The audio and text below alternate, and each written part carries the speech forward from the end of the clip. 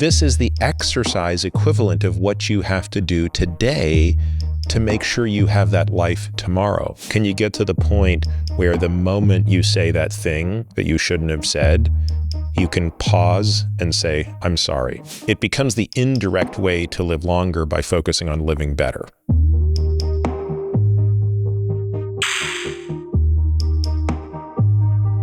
Your walk end of day, that's how it goes for you? Yeah, I ruck.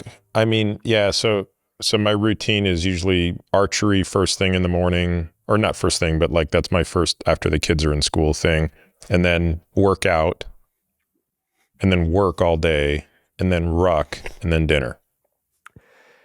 How are you with, I'm struggling with this lately. Like, obviously I'm very routine focused, especially when I'm working on a book. When I'm not working on a book, I'm a little bit more flexible, but I have found that the routine can almost kind of ossify, not into a superstition, but it ossifies into like a security blanket that if you don't do it because you can't or whatever, it almost causes more distress than it's supposedly helping you with day to day.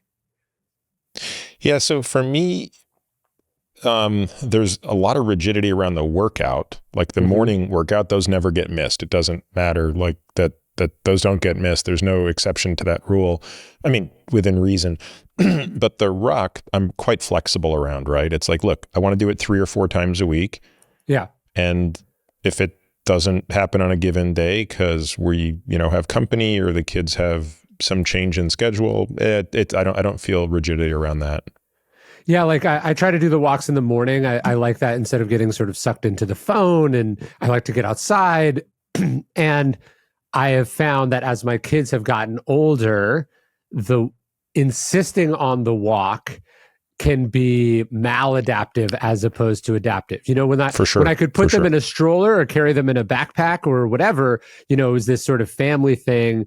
And now it's like, what piece am I getting from going the walk versus what dissension am I sowing by getting in a huge argument about having the walk? Yeah, absolutely. And luckily for me, I don't consider the ruck a workout, even though it obviously is a lot of exercise. So maybe I don't have the same attachment to it that I might place on exercise. And I view it purely as a mental health exercise.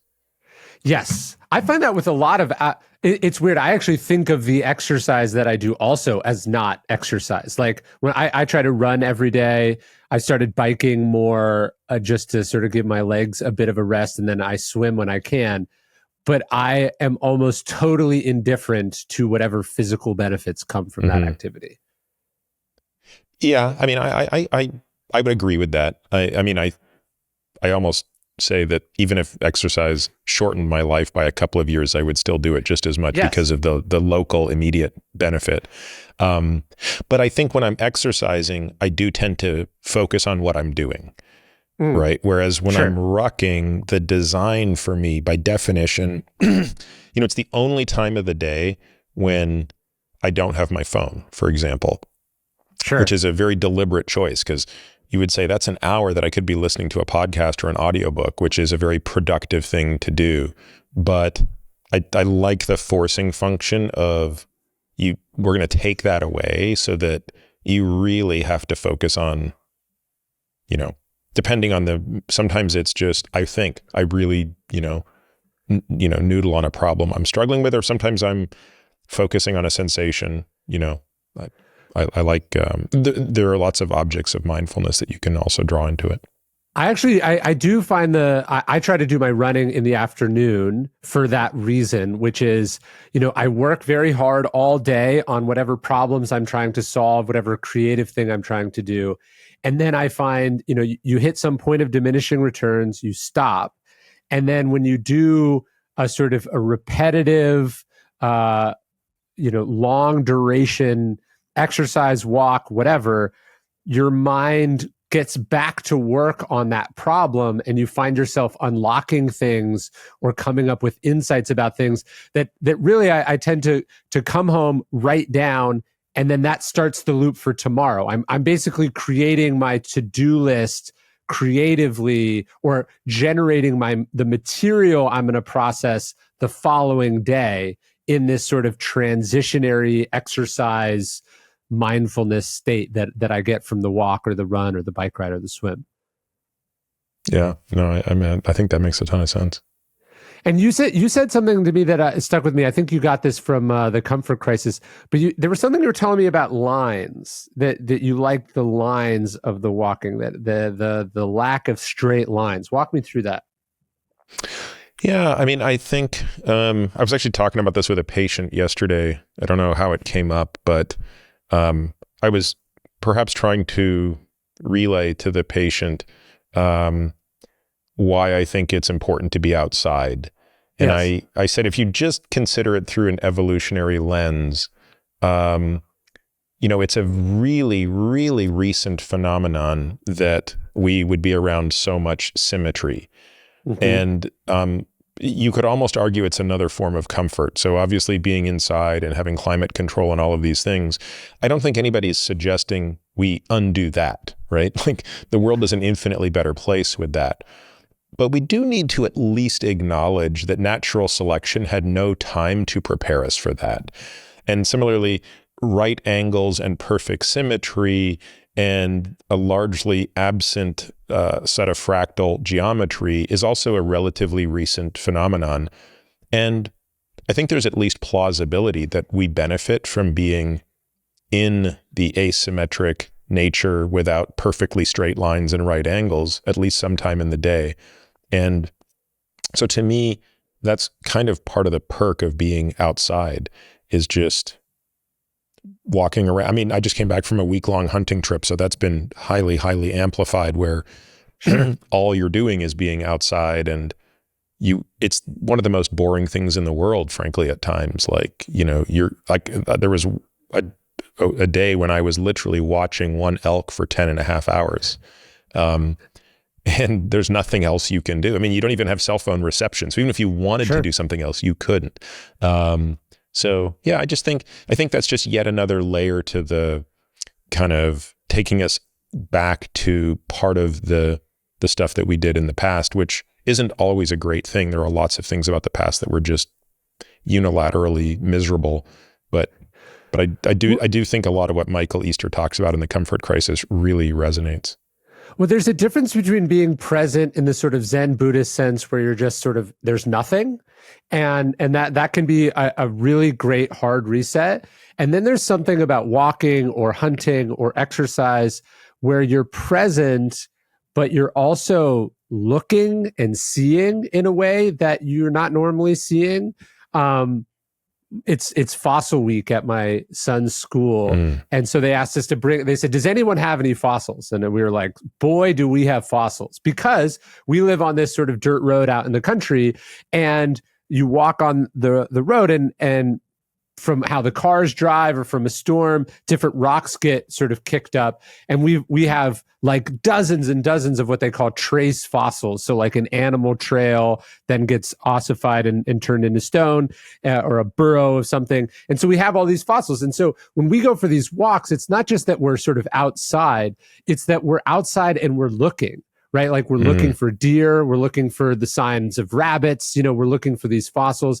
And I think there's something about being so present that you're excluding the normal things that you take for granted, and you're actually aware and attuned to your environment in a way that sort of evolutionarily must have been the norm rather than the exception. Yeah, and that happens actually when you hunt. And I notice this every single time. At the beginning of the hunt, my ability to see things and hear things and smell things is horrible. Yeah. And it's sort of it's exactly as you would expect. Within 5 days, all of a sudden my eyes pick things up that they couldn't pick up before. My sense of smell, my ability to discern the movement of an animal or something, it just goes way up.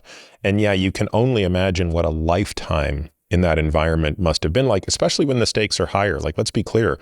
Sure. It's one thing to be hunting for your food, but the truth of it is, I won't starve if I don't get the elk. Yeah. It's quite another thing when you are both the hunter and the hunted. And now imagine how those sensations are heightened when if you don't catch the prey, you will die. If the predator catches you, you will die. Can you imagine what that sensation is like? Yeah, and it might seem like anxiety would be one of those sensations because you'd be worried, and yet you'd probably actually have no room for that anxiety because it's not actually a productive sort of emotion. So there would be kind of this awareness, but not awareness in the way that, we get worried. You'd just sort of be connected and tuned in to what's happening, both because you are looking for what you're looking for, and then you're looking for what might be looking for you. And I think the other thing about it that is you're doing it in a group, right? Mm-hmm. Like that's the other beauty of the way I think we evolved, right? Is that all of that hunting was done in groups. And these aren't huge groups, but they're small groups. And I think that also probably alleviates a lot of the anxiety. Yes. Yeah. You're part of a unit in the way that perhaps only people who have sort of military service would also be able to, have a connection to, or the ability to articulate. But yeah, human beings are sort of individual organisms, and then, like a lot of animals, function as this sort of group organism simultaneously. And I bet there's kind of an ego death in that is soothing and also edifying at the same time. Do you find when you go hunting, one of the experiences I find when I'm hunting is so first off, you have this sort of awareness, and then when you see the thing that you are looking for, you get that rush, that flood of emotion, the recognition. And then it's, to me, the practice of having to calm down the adrenaline dump because it's not going to be productive. To me, I get the most out of hunting just in the unusual practice or the building of that muscle, which I feel like you don't get to so consciously do in the rest of your life. Yeah, I think that's an amazing experience that you're right. There is no comparison to that in regular life. And certainly with really big game like, Rocky Mountain elk, which, would be an example of that, where all of the best laid plans can go right out the window in the fog of war. Mm-hmm. And so in archery especially, this is a much bigger issue. So I only hunt with a bow and arrow. I don't have anything against hunting with a gun. I just don't do it. It's a totally different type of hunting.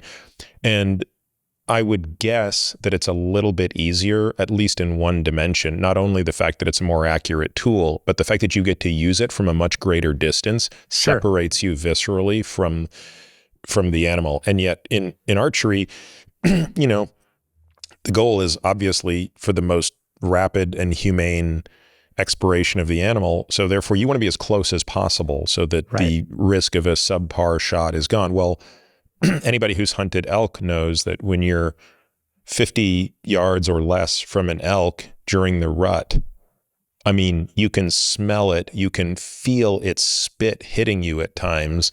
And by the way, if it gets really angry, it'll charge you and it will destroy you. It could impale you. So you now have to be able to calm yourself down to do something that is very technically hard, which is shoot a bow and arrow. And I work with this guy named Joel Turner, who's, I think, one of the masters of teaching the process of the perfect shot.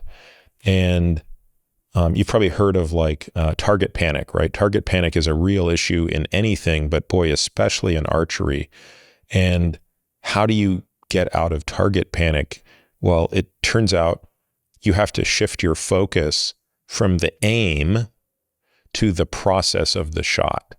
And you have to turn it into something called a closed loop process as opposed to an open loop. So an open loop process is something that you do without thinking that can't be stopped mid-process. Whereas something that is closed loop, everything you're doing is being done slowly enough that you can stop at any moment, and your only capacity is to focus on that thing. You can't be thinking about anything else. Now, that's not an easy thing to do. That in and of itself is a remarkable skill. But once you have that skill, all of a sudden, even when an elk is screaming and, it's just total chaos in the midst of wherever you are, you can sort of focus on the process and not the aiming, which is the thing that you would by the process, I mean the shot process. If you want to keep your Stoicism-inspired journey going, sign up for the Daily Stoic email at dailystoic.com/email. It's one Stoic-inspired email every single day. Wisdom to help you with the problems of life. Stoicism is intended, and you can sign up at dailystoic.com/email. You can unsubscribe whenever you want. I'd love for you to join us.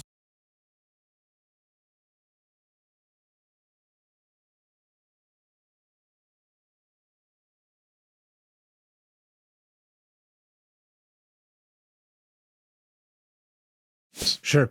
Yeah. Yeah. The almost insane counterintuitiveness in archery, but I think also in art, of the less you think about the outcome or the thing you're trying to hit, the more likely you are going to be to hit it.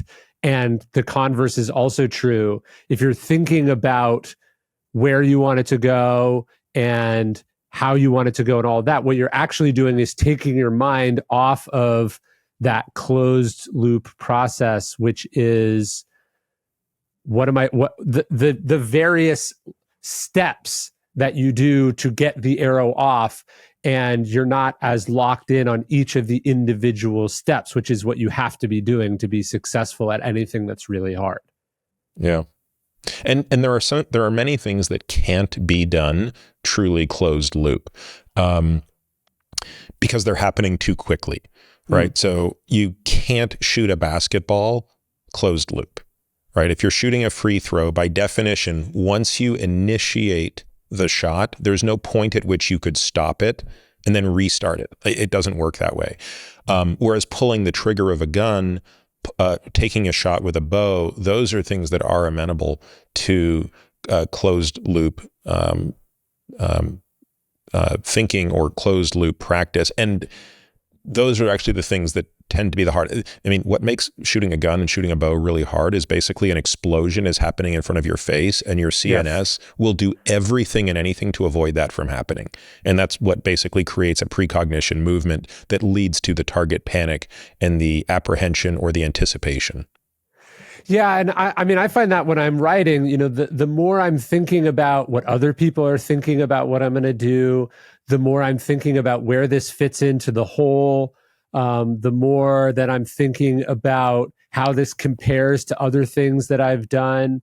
What I'm doing is, if we have a finite amount of cognitive resources, I'm reallocating resources away from the task and putting them towards not only not the task, it's a thing that I don't have anything to do with, that I don't have any say over. And so, if we can take that, the task is really hard, and to do it well, it requires as many cognitive resources as possible. The less you think about the outcome, the more computing power you have available for this thing you're supposed to be doing. Yeah, it's hard. It's extremely hard, especially when, look, the reason you go hunting is to get the animal. The reason you write the book is because you want people to like it, and it's also a business. And so this idea that you have to put aside the thing you are doing it for in order to get that thing, that's a leap I feel like people struggle with quite reasonably, because it is almost inherently unreasonable. Yeah, and I think reframing it is just, I mean, the book in many ways would be harder, right? Because a book you'll spend years writing. I mean, I spent 7 years writing one book. It would be so hard for me to truly detach from outcome there.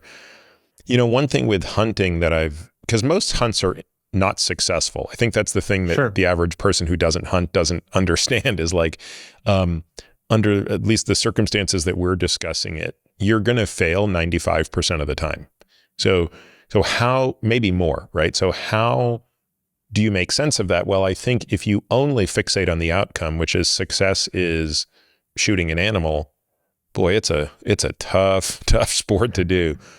Yes. But if instead you realize, no, actually success is that I get to be outdoors for a week, and I get to be totally disconnected from, the things that would be all the normal stressors of my life. And instead I get to really enhance my senses of sight, sound, smell, and connection to nature. Well, that's going to happen whether or not I'm successful, quote unquote, in killing an animal. And therefore, every hunt could be successful if you reframe it that way. Well, I think one of the problems we have is our view of discipline, right? Which is we think that the discipline or the act is doing the thing, right? So pulling the trigger, firing the arrow, making the writing the words, whatever. We think it's doing the activity that is the sport, but also not doing the thing is part of it, right? So when a batter steps up at the plate, it's not just the pitches that they swing at and hopefully connect with. It's also the pitches that they don't swing at, right? So the pitch discipline to ignore bad pitches is as much the act of being a baseball player as swinging at the right pitch, right? Yep. And so, hunting, you get out there and you go, well, I spent all this money, I flew all this way, I put on this gear, it's cold. Is this the shot that I'm going to take? And the decision to say no, and to know that you might not see anything else, but that is also the act of hunting, right? Is a really key part of it. And I started obviously as a writer. I was a research assistant, and one of the things that was so helpful to me in that process was I watched me bring material to the writer I worked for, Robert Greene. I brought him material and I watched him reject that material. Like I watched him go, that's not what I want to put in the book. That's not a story that's good enough for being in the book. Or I like it, but it's not X, Y, or Z. And so that's one of the things I now define my work as, which is it's not just, hey, I found something and I used it, but elimination, right? Deciding that stuff isn't good enough, that I read 10 books on this topic, and what I actually discovered was that was a dead end, that's not the direction that I want to go in. That's also a positive, creative act. And I think when we can see the not doing as part of the doing, we have a better sense of mastery of the activity. Yeah, when I was working on the book, especially you'll appreciate this because you've written so many. And even though it was my first book, having written scientific papers, I've been through this before, but not at the same scale because of the actual length. Sure. But there's the expression, which I'm sure you've used or heard of, which is you have to be able to kill your babies. And that's effectively what you're saying, right? Yeah. So one of the things that I found helpful, because I couldn't stomach the thought of absolutely eradicating 80,000 words worth of work. Sure. So I told myself a story that I believed at the time, but probably deep down knew was false, but it was enough for me to move on, which was, you know what, Peter? The editor is right. This chapter doesn't really add value, even though you've spent half a year on it. Sure. Go ahead and take it out, but you're going to come up with a second book called Dead Babies that will be all of the crap you didn't get to put in this book. And you'll either put it into another book or you will, blog about it or, whatever. You just kind of, and so I just told myself that, and I got better and better at just eradicating babies. All of my babies were dying. And of course, I believe the finished product is indeed a better product than the version that was twice as long that, everybody, took a red pen to. Sure. And of course, I'm never going to end up probably writing a book about the dead babies from this book. But that was like the thing I had to tell myself as a first-time author of, okay, just focus on this one right now and don't worry, like that work is not all for naught. Yeah, one writer trick is as you're editing, you set up another Word document, and you're creating a file of all the stuff, and you tell yourself, I'm gonna add it back in later, or I'm gonna use it for something else. And every single one of my books has a file like that, and I have never opened them after the book came out. Um, but it's just about lowering the stakes, right? Because you're saying, I'm not killing the baby, and this is all getting a little gruesome. Yeah, this is for people. This is too graphic. You're saying, like, I'm not going to kill the baby. I'm just going to put the baby in timeout. It's exactly what you're doing, and it actually can be helpful. I interviewed Tom Segura recently, the comedian, and he was saying that the hardest part for the comedian is after you film an hour. You have this material that is good, but as soon as it comes out, you have to start over. And so a lot of times what you start with when you're building the new hour is you start with the stuff that got cut from the special, but does well. So actually you can use that stuff to kind of create the basis of the next thing that you do, even if you end up cutting it a second time, which often ends up happening. So it's serving a purpose, and that purpose is more your sort of comfort. So it doesn't feel like there's chapters. I'm doing this series on the 4 virtues now, and there's a chapter that I cut from the courage book, telling myself it would be in the discipline book. And then I cut it from the discipline book, and I told myself that it would go in the justice book. And I've since cut it from the justice book. So what's the 4th virtue? Yeah, wisdom. Wisdom. And I mean, the objective reality is this chapter is just not very good, or it would have made one of the 3 books at this point. But the process of moving it has actually been kind of comforting and reassuring, because I'm not actually starting at zero. I already have a head start on the next project.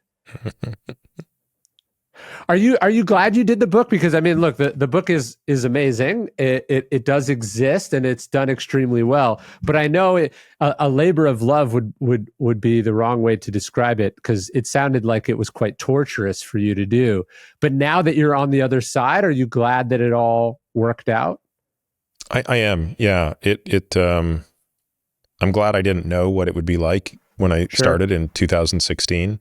Yeah. And there were certainly a couple of points along the way where it almost folded. I mean, it really did. There was a period when I got fired by my editor, or my publisher, and my agent. Literally everybody just kicked me to the curb in 2020 when I just refused to submit a manuscript.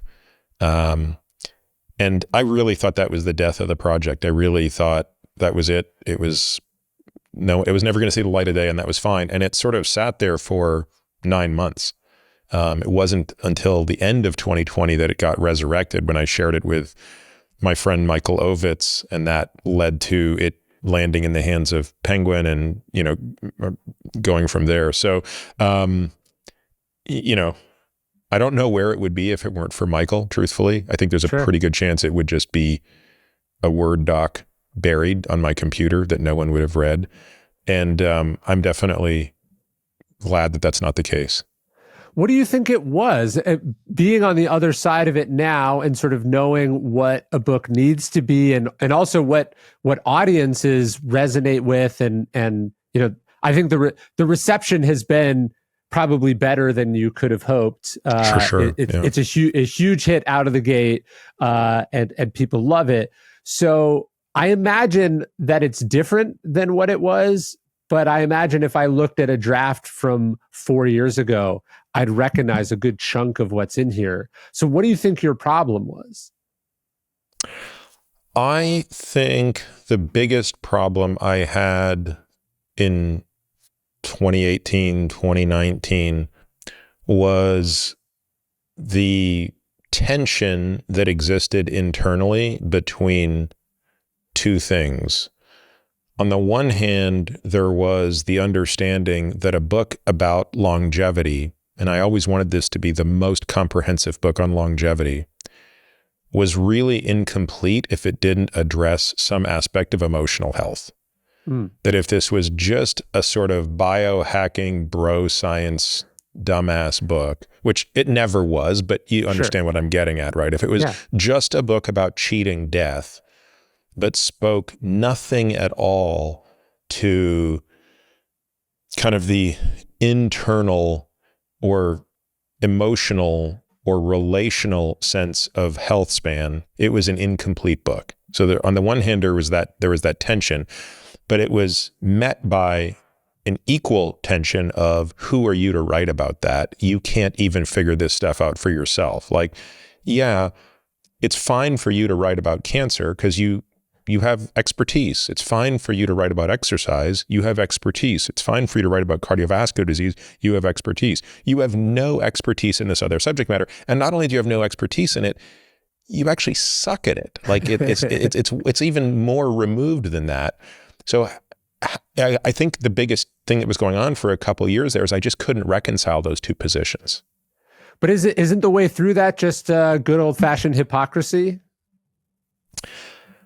It is, but I've watched too many of those people, Ryan, and it's like, it's just, I don't know what it is. You know, when you write the book on justice, I'll be very curious because as a high schooler who had no intention of going to college, it started to become really problematic when I was in 11th and 12th grade, right? So people started to worry when a kid who seemed reasonably intelligent was making it abundantly clear he had no desire to go to college. Sure. And I remember probably the end of 11th grade, they made me take this like aptitude test because they were just basically like, okay, you can't be a boxer. Like, I know that that's your life's work and you want to be a professional boxer, but we've got to come up with something vocational for you to do that won't involve you getting brain damage. Yeah. And so I took this test, and the one thing that I remember when the guidance counselor sat me down is he's like, we've never seen someone score so high on the justice dimension. Like your sense of what is right must be right. And, you know, all of that, like you probably have a career in law enforcement or maybe one day being a judge. And I think an extension of that is I just loathe hypocrisy.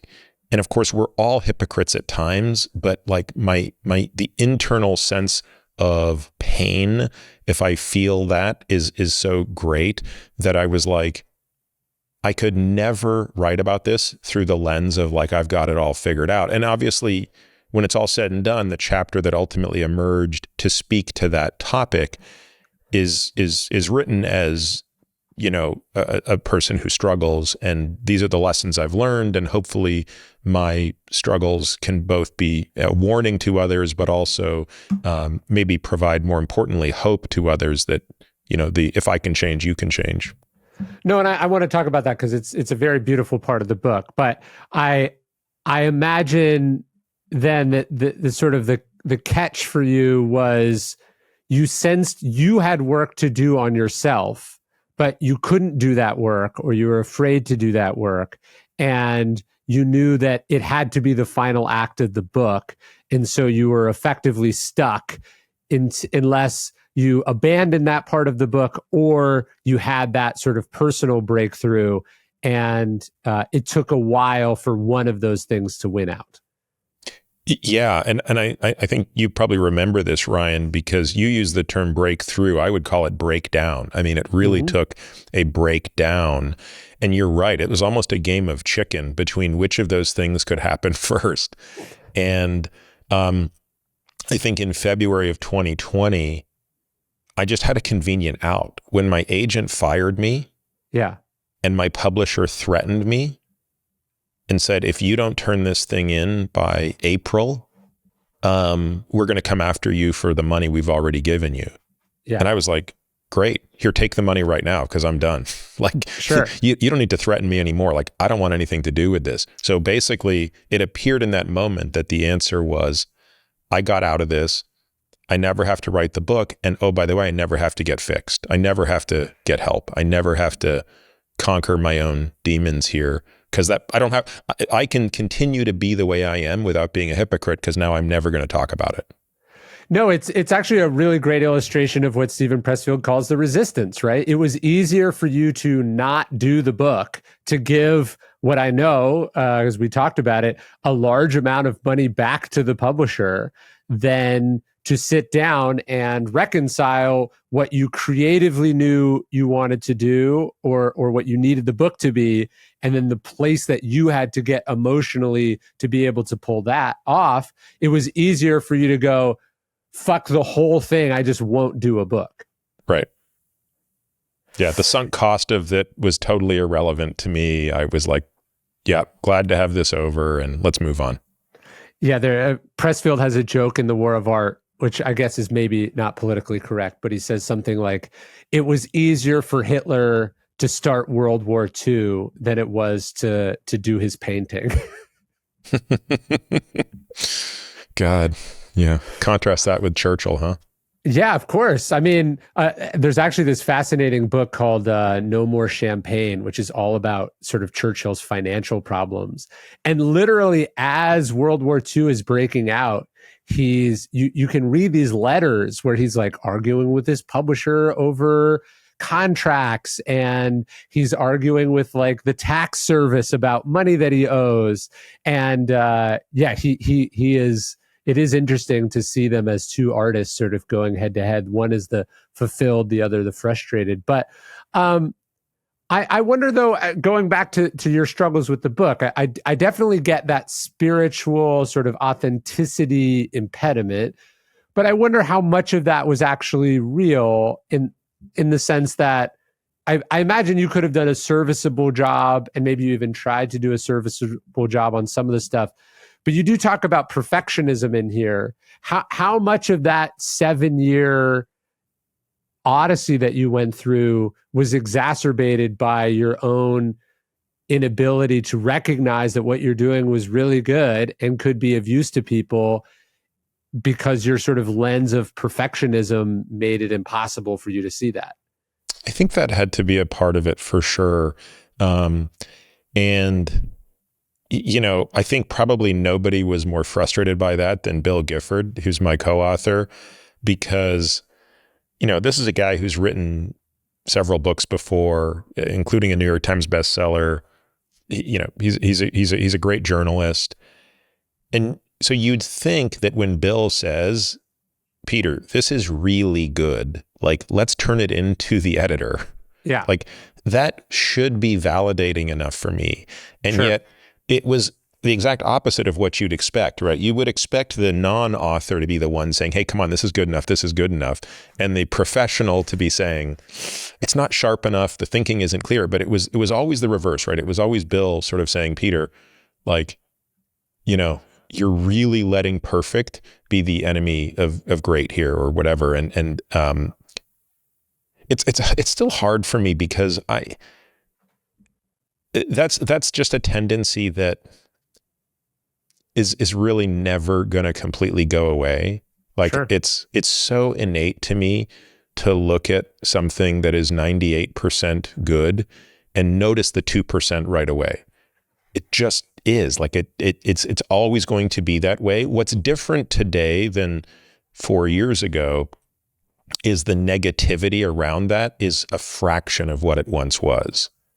So there's less self-loathing involved. Absolutely. Yeah. And there's much greater awareness of how that permeates into everything else.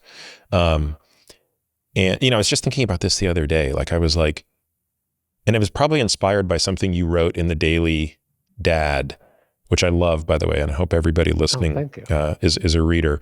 But I was like, man, I used to waste so much energy busting the chops of my kids for leaving the lights on. Mm-hmm. Like, just an endless amount of chop busting. And I was like, what is that about? Is it really about the money? Like, it can't be. Like, electricity is basically free at this point. Yes. So the sum total of money saved if lights are always off versus sometimes off amounts to dollars a year. Okay, is there some deeper principle of responsibility I'm trying to teach them? Maybe. But at the end of the day, I realized, like, I'm minoring in the major and majoring in the minor right now. And it's partially just my perfectionistic sense of I hate lights unnecessarily being on. Like, it might be nothing more than that. And I don't think that's an insight I could have jumped to like 3 or 4 years ago. Well, the worst part is we go, okay, it's not about the money, it's about the principle, right? Right. I'm teaching them the lesson that you can't just go around leaving the lights on, which you may be, but you're also teaching them the lesson that dad is an asshole and he rides me about stuff and he sucks the joy out of the room when he's there because the lights being on or off is more important than being together, noticing their haircut, talking to them about something they did well at school. And so it's this thing that makes you good, right? You have high standards, you're exacting, you know how things should be. You have this sense of justice or principle. Hey, it's bad for the environment to not turn things off. It's bad for the bank accounts to leave them off. But actually, you just don't have any control over the things that come out of your mouth, you know? And I struggle with that all the time myself. Yeah, I think the one from today was great, right? It was about what are the actions you would take that would increase or decrease the probability that your kids are going to live near you when they grow up. Yeah. And I thought a lot about that. I was like, man, like if you want to ensure that your kids move away from you and never move back to live within the same city or vicinity, like here's a playbook for all the things you can do to push them away. And yeah, I think being a perfectionist parent is really high on the list of tools to drive a wedge between you and your kids when they have a choice as to where they want to live. Well, the Stoic idea is, tolerant with others, strict with yourself. So if lights being on or off, the shoes being lined up, the counters being, spick and span, if that's important to you, go ahead and live that way. But just because you have authority over and a legal ability to make other people who live with you adhere to those same standards, it doesn't mean that you should. It doesn't mean that it's good. And it probably means that as soon as they have the power to not listen to you, that's what they're going to do. Yeah. Yeah, the thing about perfectionism is it's kind of a champagne problem, right? Most people don't have high enough standards. They're lazy, and they don't work too hard, or they sort of they go, oh, that is good enough, and it's not good enough. The problem is if that perfectionism is what drives you to be successful and good at what you do, and I'm sure you see this with a lot of the powerful, successful people that you work with. The thing that can propel them to where they are is the thing that is also the source of most of their misery now that they have success, and they can't turn it off. My brother and I talk about this all the time, and it's such a remarkable addiction in that it might be. Workaholism and perfectionism might be the most dangerous addictions out there. Sure. Because they're so rewarded externally. There's nobody who's struggling with gambling who's being rewarded for that outside of the immediate reward they get from the dopamine hit when they're actually doing the thing. Sure. But the externalities of that are so destructive that, and I'm not minimizing one or the other, I'm just saying that it becomes much more easy for people who care about that individual to draw attention to it. The same is true, obviously, with alcohol, drugs, things like that. But when your drug is being perfect and working hard and achieving, and believe me, the neuroscience is pretty clear on this. There does not appear to be much difference in terms of the brain chemistry. So when that is your drug, the world rewards you. And I mean, frankly, nobody outside of those absolutely closest to you probably even notices that something is wrong. And And then on top of that, I think more of your identity becomes wrapped up in it as well, in the output of that thing. And therefore, any attempt to address it becomes, frankly, an attack on who you believe you might be.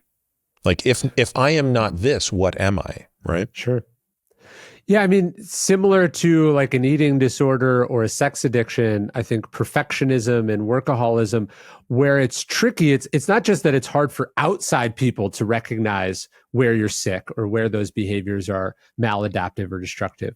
It's hard for you to separate when you're doing it for good reasons and bad reasons. When it's compulsion or when it's excellence, right? Or when it's just pleasure. And so it's hard to go, hey, I'm doing this, I'm insisting on this because it's the right thing in this situation, or I'm doing it because my sick lens, my lack of identity, you said, my lack of self-worth is compelling me to do it because it's the only thing that makes me feel like not a piece of shit. Yeah, absolutely. I think those are great points. Yeah, I think with perfectionism and sort of discipline, one of the places I struggle with that, I wonder if you do too, where I struggle is, I was talking to you earlier about routine. It's like, okay, if I go, hey, I don't need to do that today. I'm gonna take a break today. I struggle with, is that laziness or am I better? Like have I actually conquered the compulsion and I'm acting in a way that healthy people are able to operate in, which is I decide consciously whether something is a good thing to do or not, or am I just doing the opposite of my compulsion? Like they talk about this in Workaholics Anonymous. It's not just the workaholism that the addiction can manifest itself. It can also manifest itself in work aversion or procrastination or the fleeing from the thing. They're both an inability to sort of healthily, reasonably do a thing that most people don't have any issue with whatsoever. Yeah, I think that's one of the real perks, I think, of having a family is it makes it a lot easier to deal with that than if I try to imagine my life today as a 50-year-old single guy, which, by the way, for me personally would be just a nightmare. So I'm really grateful that that's not the life I have, even though I'm sure there are many 50-year-old single guys who couldn't be happier. But for me, if I decide not to do a workout and I choose to sit around on social media, I think I have pretty good reason to say that was a dumb idea after the fact. But if I skip a workout and instead I take my son to Home Depot to get some lumber to come home and build a target, I don't think that's ever happened, and I haven't felt like that was the right thing to do. So I think there's just something about having a family that gives you a really good litmus test for what am I making this change for? Is it in service of something that is taking me closer towards my values and my goals, in this case as a parent? Or did I skip the workout today because I wanted to do something that was effectively valueless, but just, short-term idiotic pleasure like scrolling social media? Yeah, the horrible, torturous part about having kids is that, as they say, it takes your heart and it puts it outside your body. Right? So there's this little vulnerable thing running around that you care about more than you care about yourself. And so you're terrified all the time because you don't want anything to happen to that thing. But one of the upsides of it, one of the things that can really be healing is that you could also recognize that heart outside your body, that 5-year-old, 10-year-old, 15-year-old that's running around. That is your inner child manifested in human form. Like it's hard, inner child work is hard, right? To go back and sort of work on what happened to you when you were 3 or 5 or 7, that can be extremely difficult to do because you're having to imagine it. And you can't, maybe, especially if there was trauma there. Like I have trouble I have trouble really identifying with who that person was. So I've been stuck in a lot of ways. But when I had kids, I'm like, oh, this is what a 3-year-old needs. This is what a 7-year-old needs. This is what an 11-year-old needs. This is what I need or I needed at that age. And it forces me or allows me to, by being what they need, by focusing on them, by doing the right thing as opposed to the workaholic thing, let's say, or the accomplishment thing, it allows me to put it somewhere else where it's actually easier for me to make the right decision that's helpful to them, but also indirectly helpful to me. And I found that part of being a parent sort of an unexpected benefit that I didn't anticipate. I think that's an amazing point, and I agree completely that the way I think about that is that your kids can become a mirror for you, and I don't know if there's any actual data on this, so it could be anecdotal, and it just maybe hasn't been studied rigorously enough. But I've now seen it several times, and I wouldn't be surprised if there's a signal here in the noise, which is you'll have an individual who's had an awfully traumatic childhood. Something terrible happened to them as a child. So not kind of like a bunch of little T traumas, but they've really suffered some big T trauma at some point in their life. And let's say it occurred when they were 7 years old or something like that. And you fast forward 30 years and they have a child, presumably, let's just say of the same sex. And everything seems rightfully repressed until that child hits the age at which they suffered the trauma. And Sure. all of a sudden, they become completely unhinged. And again, I've seen this with my own eyes several times now, that I have to believe there's something to it, which is that what you said, that only in that moment do they actually internalize what happened to them. Because now they say, oh my God, like all of this time, that has been an abstract, compartmentalized thing. But now that I can see my 7-year-old daughter, I now realize that's what I was when that happened to me. And then all of a sudden, either things can get really bad or sometimes things can get really good. That's the thing that they need to go and get help. I think a lot about that as I watch my kids go through different stages of their lives. I know it had that effect for me with my relationship with my own parents, right? Because sometimes you can't really wrap your head around what it was like to be a 3-year-old living with those people. And then you see those people around your 3-year-old who's like you in so many ways. And you go, oh, I get it. This must have been very hard. This is where that started. These are where these habits or these coping mechanisms or that problem began. And so, yeah, it's a second chance. I talk about this in Daily Dad quite a bit. It's a second chance because you're getting to see yourself at each one of these ages. And although you can't go back in time and fix what happened to you, you can be what a different 2-year-old or 3-year-old or 13-year-old or 30-year-old, you can be what they needed.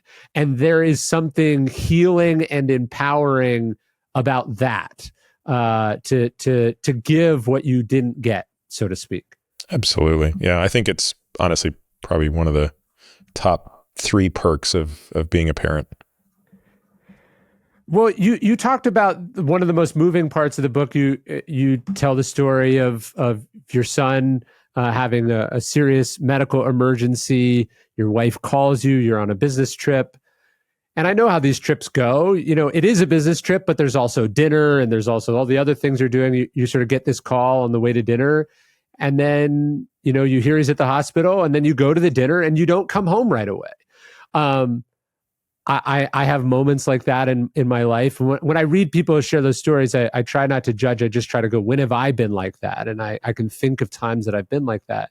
But now hearing you talk about your own childhood a little bit, it also makes me think that sort of the metaphor there, the neglect in that moment, is also the same neglect that you are inflicting on the 10-year-old version of yourself on an ongoing basis. Do you know what I mean? It's like, you need something, you need someone, just as he needed something and your wife needed someone. And then you're saying, but I'm busy. But oh, this thing is more important. And so that's kind of what I took from that little story, that it's not just, it's like hurt people, you know, and you were hurting them, but also hurting yourself because all of you were wounded in some way. Yeah, it certainly would rank among the most shameful things I've ever done in my life, and it was hard to write about, actually. But again, going back to kind of what we were talking about at the outset here, I just didn't see a way to do this any other way. I didn't see a way to write about this and not include that awful example, which was, by the way, not a unique example of my selfishness, just one that was particularly egregious, but it's effectively an illustrative case of kind of how I lived most of my life.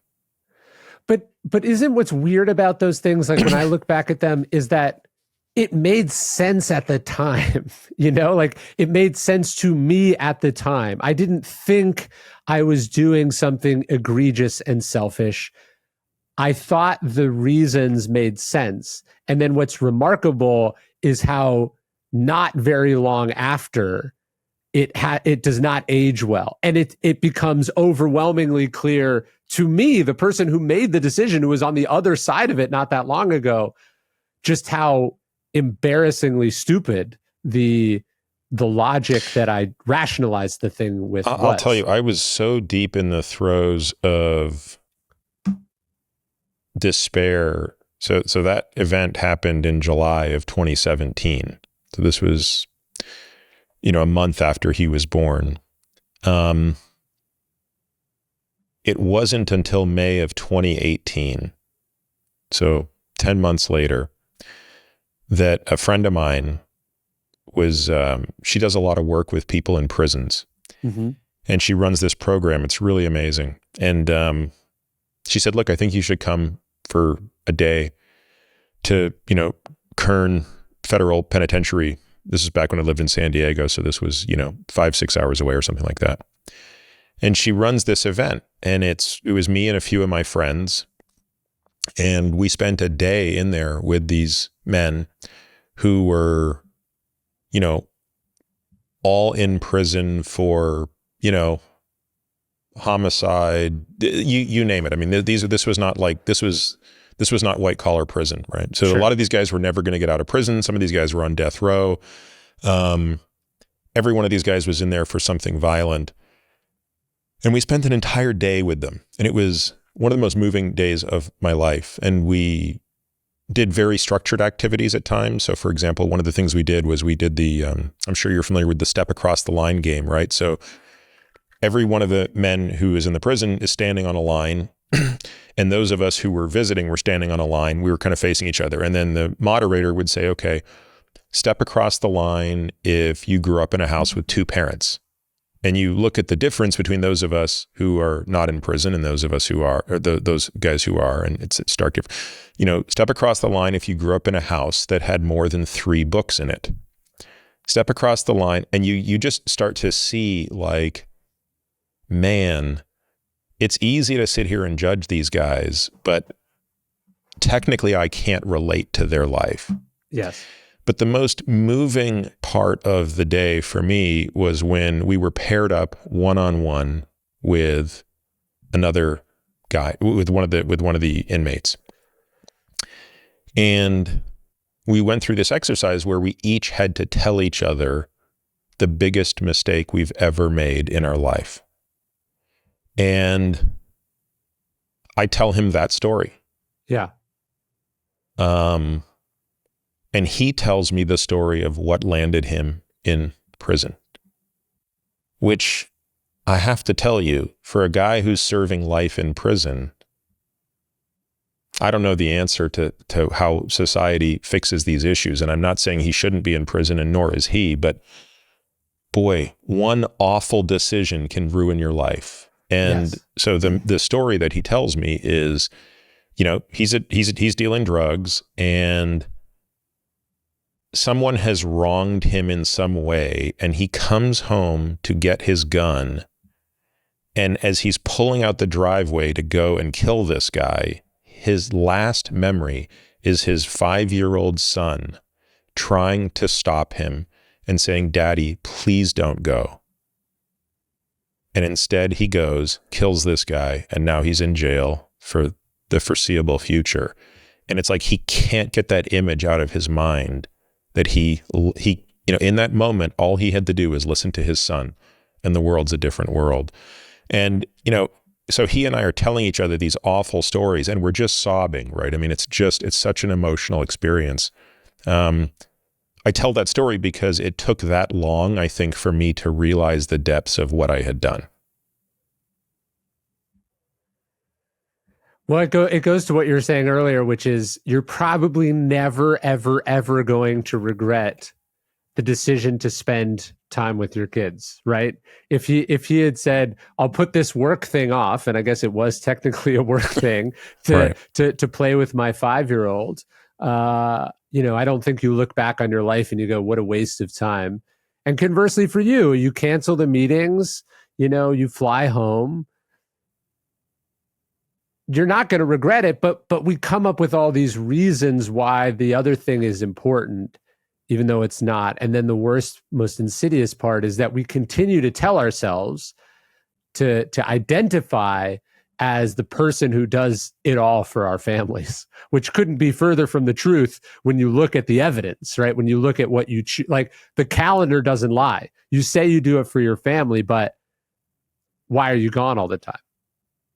Yeah, it's. I think I was mentioning this earlier on a podcast, but it's such a great story. I'm assuming you've seen Breaking Bad. Mm-hmm. Do you remember? I think it's like literally the very, very, very final episode when, at this point, he's talking to Skylar, and I forget why he goes to see her one more time or has her come to see him. Presumably, it's about the kids. I don't quite remember. Yeah. And Walter says something to the effect of, "I've always said that all of this business I've gotten into has been for you and for the kids." And Skylar kind of rolls her eyes as if to be like, "Just shut the fuck up again, will you?" But for the first time ever, he acknowledges it's total bullshit. Yeah. He goes, "But Skylar, it's not. It's been all about me." And it's the first time, and it's the final episode where he dies, where he finally fesses up to be like, "This was all about me. None of this was about you guys." And that's just I think it's a remarkable and extreme example of what I think a lot of us do, is we tell ourselves these lies about what we do and why we do them. Well, I mean, the deeper message, the show is like, he's not even doing it for the money, right? He's doing it for the grievance. He's doing it because he was wounded at some point. And because he can't process that wound, he can't deal with, how certain things have made him feel. He'll literally kill thousands of people. He'll abandon his family. He'll potentially spend what, for most of the show, he thinks is his very limited time left on Earth, right? All of these things are more important or easier. It's easier to become a drug kingpin than it is to go, "Man, those people really hurt me and I'm mad about it." And to process and deal with those feelings, which is actually, I think, a really important thing. You and I have talked about this before. There is this conception that Stoicism is the absence of emotion or the conquering of emotion. And really what that stuffing of emotions down gets you is into dark, fucked up places like that, because it doesn't go anywhere. It just festers and rots or metastasizes inside you. And, maybe sometimes it propels you to be successful in one field or another. But ultimately, I think, it kills you and the people that you love. Do you ever think through does the world need to have really extraordinary people who accomplish really extraordinary things at enormous personal toll? I I don't want to use any people who are currently alive, but like, let's say a Steve Jobs, for example, right? And let's be clear. I mean, I've only read a couple of his biographies. I won't even pretend to know anything about his life. But let's say a case could be made that, and maybe this is a lousy example, but a Jobs-like character who really actually is one of the few people who kind of fundamentally changes something about the world. But maybe, and again, whether it's Jobs or someone similar, but like the cost on their own personal life and their own relationships was great. And maybe, you know, again, I'm trying to think of a better example. I'm sure you would have many better examples. But do you ever think about, like, how does one balance that out? How does one balance the bending the arc of the universe for good, but at the expense of your own thing? Because my guess is there are a lot of people who think they're doing that, who are deluding themselves, right? Like to be clear, I'm not for a moment including myself in that discussion. I don't think anything I do is relevant or should be viewed as relevant. And the only thing I think is relevant is my relationship with my kids as far as legacy. But I think there was a day when I was believing that I was more important than I was. Yeah, from an evolutionary standpoint, I think we can understand why these sort of, you know, wounds or you know, sort of experiences that sort of transform someone into these, you know, the heights of power or success can be adaptive. I think we can understand why insatiability, you know, is maybe as generally good for sort of progress and the human species, but is maybe bad for individuals.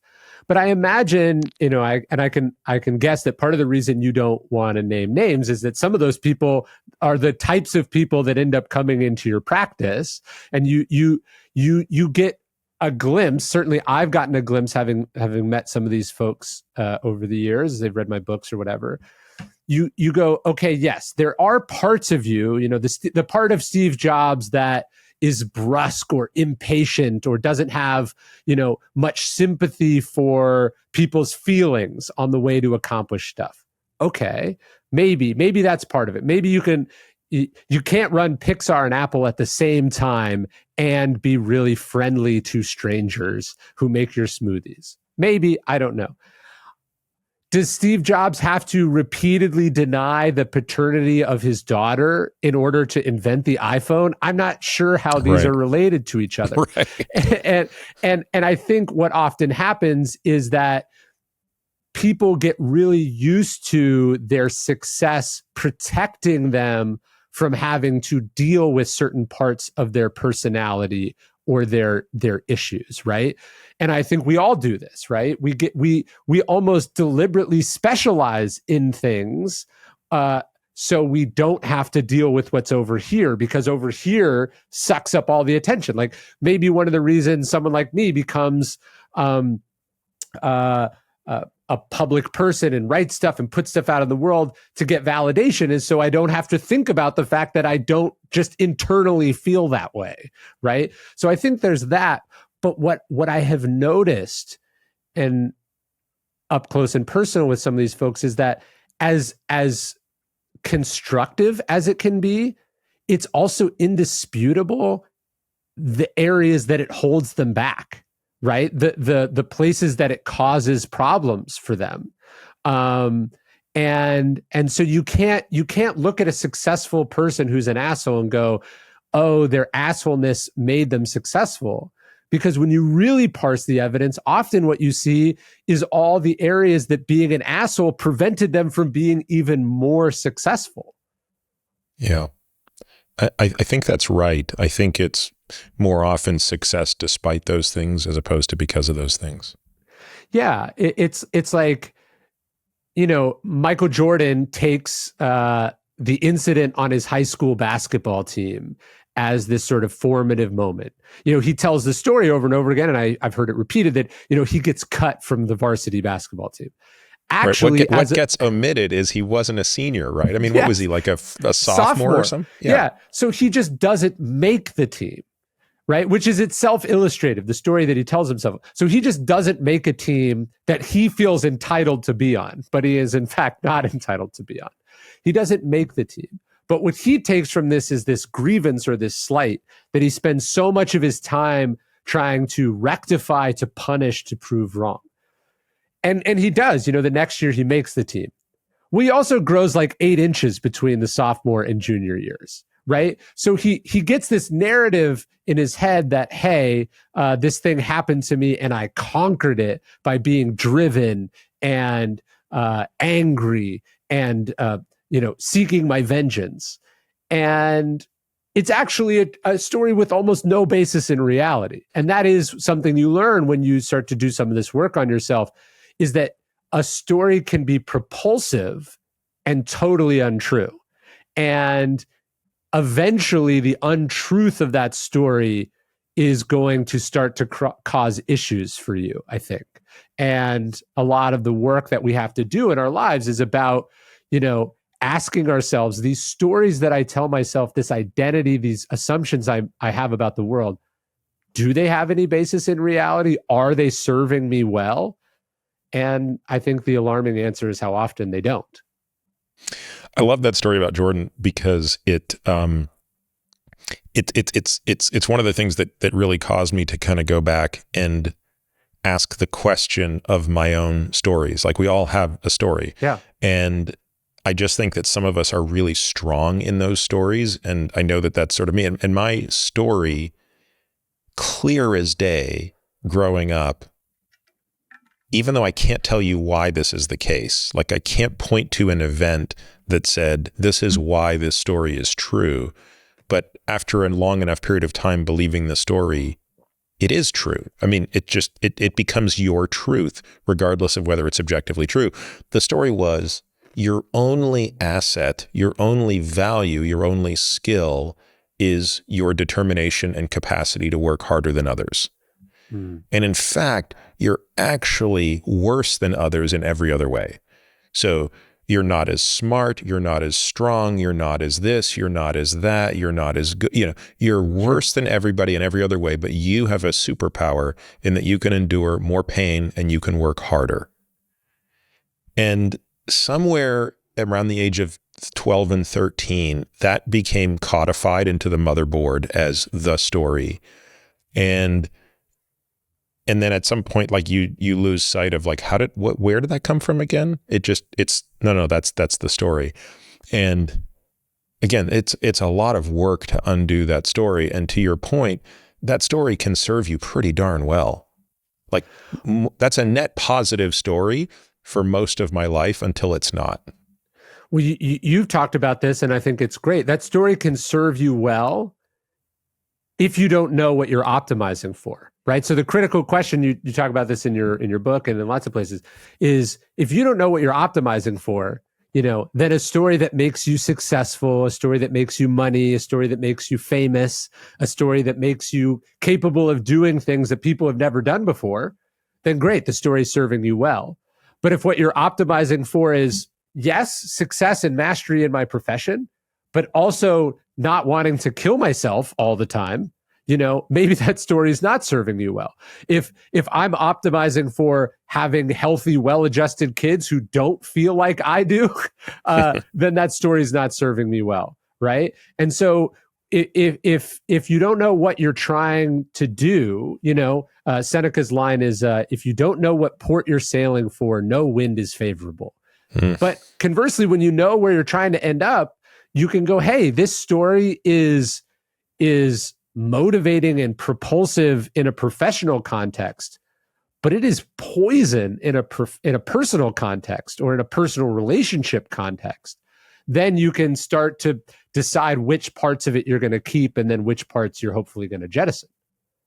And by the way, that's the ultimate irony of that story, is it starts to become really quite a bullshit selective story, because I never once thought to apply that rigor to relationships or to self-improvement, right? Sure. Like, you would think, well, Peter, if your true motto is you have the capacity to work harder than anybody else, and that's your only talent, shouldn't you be working harder than anybody else at fostering better relationships? Shouldn't you be working harder than anyone else on introspection? And of course, the answer is no, of course not. Like, I'm just going to work on the things I want to work on. Sure. So yeah, it's the web of self-lies that we can tell ourselves is truly remarkable. One where it's insidious is in, say, Jordan's case, that's the story he tells himself when he's 13 or 14. The problem is when that story is now in a Nike ad campaign and it's in newspaper articles and books and movies, and it's repeated over and over and over again. Your lie is now a myth, like your other people are complicit in that story, right? And I think this happens all the time, right? Our story can be so preposterously untrue, but we got so good at marketing it that it starts to fuck with us, and we don't know what's real or not. I told this story in Ego is the Enemy. I think it's interesting. It repeats itself later with Trump.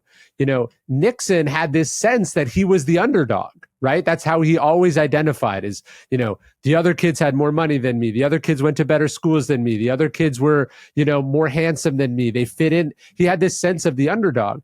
And he was kind of an underdog until you become the fucking president, and then you're not the underdog anymore, right? Like the ability for very successful people, in some cases, the most powerful person in the world, to also simultaneously see themselves as a persecuted victim. That's one of the most insidious, destructive stories that can happen, because in reality, you're here, but in the 7-year-old who lives inside of you, you're something totally different. And that's who's making the decisions, but they're being perceived and they're having consequences in the world totally different. And, you now live in this sort of mirror world. And eventually, I think that's why those people tend to destroy themselves. Yeah, it's a great point.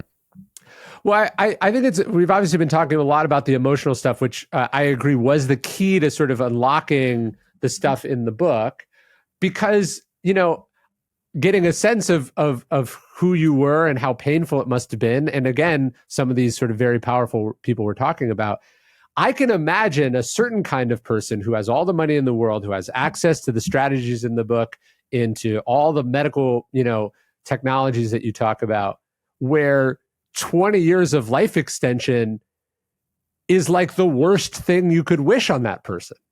Like where you go, hey, I'm actually just going to give you more rope to hang yourself with, or another whip to whip yourself with. Like if you can't figure out how to optimize for happiness, for love, for relationships, for contentment, for stillness, why the fuck do you want to live longer, I guess is the question. Which, I think that's almost verbatim how I talk about it in the first chapter when Esther Perel poses that question to me circa 2017, which is, do you not find it the least bit ironic that you place such an emphasis on living a longer life and helping other people live a longer life, and yet you place absolutely no emphasis on the quality of that life emotionally? Yeah.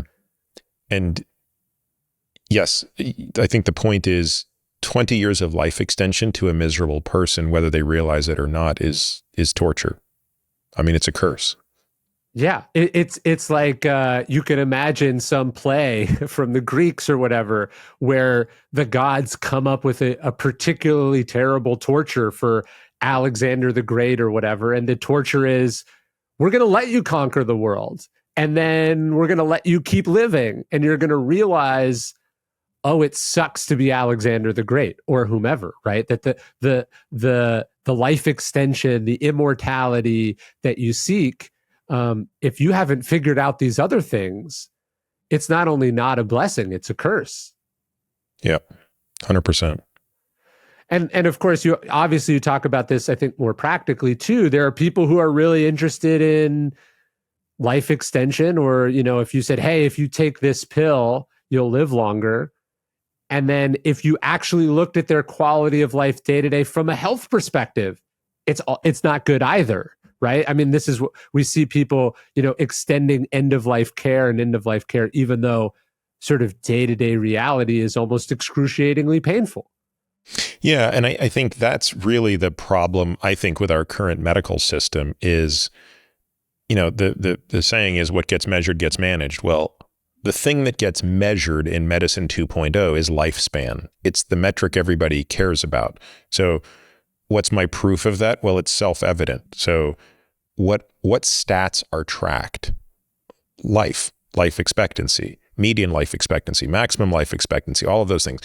Do you see a national database that's tracking strength, that's tracking cardiorespiratory fitness, that's tracking all these things? No. I mean, those data exist, but they're not at a national level. They're not the things that the CDC is tracking. The CDC wants to know how long you live and what you die from. And if that's what gets measured, that's what gets managed. And we're not even really moving life extension at this point. I mean, we've basically stalled out and it's kind of moving backwards now. Although that has less to do with chronic diseases and more to do with diseases of despair or deaths of despair. So it's, as maybe you've covered elsewhere on other podcasts, for the last 3 or 4 years, even pre-COVID and even net absent of COVID, life extension is actually going down slightly in the US. And it's driven by 3 things. It's driven first and foremost by opioid poisoning, but also alcohol-related deaths and suicides. None of those are, of course, chronic illnesses in the way we think of heart disease, cancer, Alzheimer's disease. But even if you ignore that, you would say, well, we're not really making any life extension gains on the big 4 chronic diseases that ultimately will kill, 75% of people. And that's why I think that we really need to focus on health span as the metric. Because again, if you make that the metric, that's the thing you'll manage. And if we focus on, okay, it's not just do you make it to 82 or not, but at the age of 75, how far can you walk? How much can you lift? Do you like waking up in the morning? Yeah, all of these things. If we could create a healthcare system that was focused on those metrics, people, by the way, would actually live longer because you can't fix those things, those health span things, without also boosting lifespan. But it becomes the indirect way to live longer by focusing on living better. Yeah, right. It is weird. I mean, I can see why it's been beneficial as a society to become more and more accepting, to be less and less judgmental, to let people live and act however they, generally want to act. This is also just what it means to live in a free society. If you want to stuff your face and not take care of yourself, that's, I guess, your choice, right? But you get to a place where people are profoundly unhealthy and they don't even have the ability to see anymore that is unhealthy because everyone around them is simultaneously unhealthy and it feels relatively normal when it's not. Mobility should not be impeded by your size, barring certain medical conditions, let's say. But for the most part, you should be able to walk around and walk up a flight of stairs and not get winded. You should be able to go to sleep without the help of this or that. You shouldn't be living in physical and existential pain on a daily basis. That's not what we were designed to do. And if things are going well with you and in society, you're not going to feel that way. Yeah, and I think part of the issue is we don't spend enough time around people at the end of their life to, and I don't mean like the last week of life, but I mean like even in the last decade of life, there's been lots that's been written about this and discussed about this, but we're not a society that places great reverence in our elders. And so, the elders are not the people that we spend a lot of time around, and so in their marginal decade or their last decade of life, on average, they're less front and center to us, and therefore I think the message here is, if you're a 40-year-old and you still have lots of runway in which to make choices about how you're going to live that last decade of your life, you don't have a great template for what to avoid or why you might want to. So in other words, imagine, for example, it was front and center to see every person who made it to retirement without saving enough and to look at the difficulty with which they're living their final years, where their Medicare, their social service, social security check isn't covering things. They're barely getting by. And if you saw that and you're a 25-year-old, you might say, man, that's not the life I want. Like, I need to figure out a way to save 10% or 15% of my check every month, even though, by the way, it means I got less money to spend now, and there's a short-term cost to that. But now it's not just sort of an abstract exercise. Like, now I really see why I'm doing this. And I think similarly, maybe the one thing I've had going for me in this area is I've seen so many people, my both because of my career choice, but also I just think my innate curiosity about this particular issue. I've seen what it looks like at the end when you have not sown the seeds. Sure. When, and for me, that has been a very powerful motivator to fixate not so much on the performance today, how fast can I run a mile today? How good am I at anything today? It's no, what am I doing to ensure that in that last decade, I'm functioning at the level of someone who's a decade or two younger than my birth certificate age. And that means doing things that I know will bring me pleasure with, grandkids, for example. Yeah, I've come to say, like, everything is a lagging indicator, right? All the important things are lagging indicators. So, when I sit down to write a book, that's a lagging indicator of whether I've done the research, had the experiences many years previous to set that up. And, your health at 80 or 90 is a lagging indicator of decisions you made at 40 and 50 and 60 and 70. But we lack the ability to think in those terms, and we don't have enough cautionary tales close to us to really go, oh yeah, this is what happens if you don't do that. Like, in the way that your parents might have said, hey, like, look, if you don't do well in high school and go to college, you're going to end up like these people. We kind of do that when kids are younger about maybe, where they'll live or what kind of job they'll have. But then we kind of go, after a certain point, everyone's equal. But everyone's not equal. There are 70-year-olds and 90-year-olds where the 90-year-old is way better off than the 70-year-old as far as day-to-day living, because Absolutely. they made very different decisions. Yep. It's interesting we're having this discussion, sort of culturally about, like, our very old politicians, right? Which I think kind of illustrates what you're talking about in a lot of ways. First off, we tend to we don't always remark on the fact that a lot of these are pretty remarkable old people in the sense that they are still functioning at any level at that age. But, we think about it, we go, oh, these old politicians should retire and make room for other people. And we focus on it kind of from the perspective of opportunity and fairness and, whether the system is functioning well.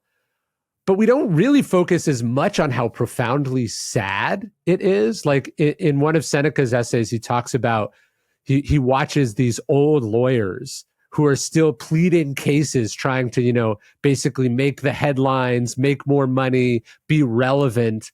He's like, this is what they're still doing at the end of their life. They can't cede the stage. And there is something, although we can marvel at the fact that, some 90-year-old is still sitting in the Senate, from a health perspective, it's, I guess, mission accomplished in one respect. But in another respect, like, don't you have grandchildren that you want to see? Don't you have hobbies that you want to pursue?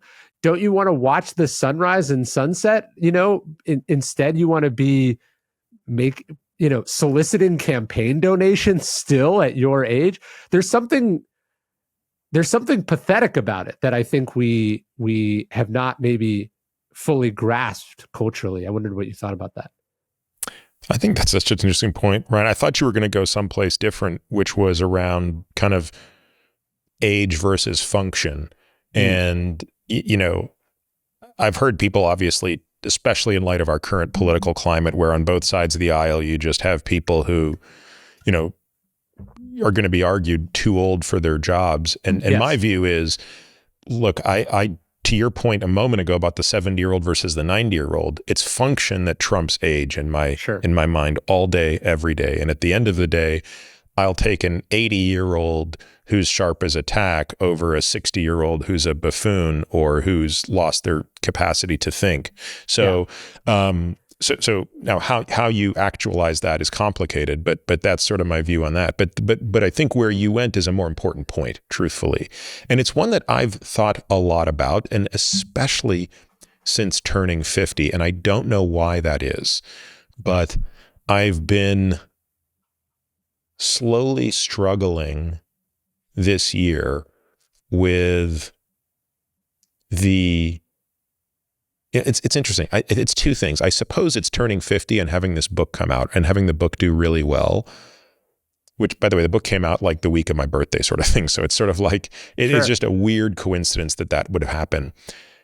But it's sort of receiving so much positive feedback on the book has made me realize how fleeting it all is.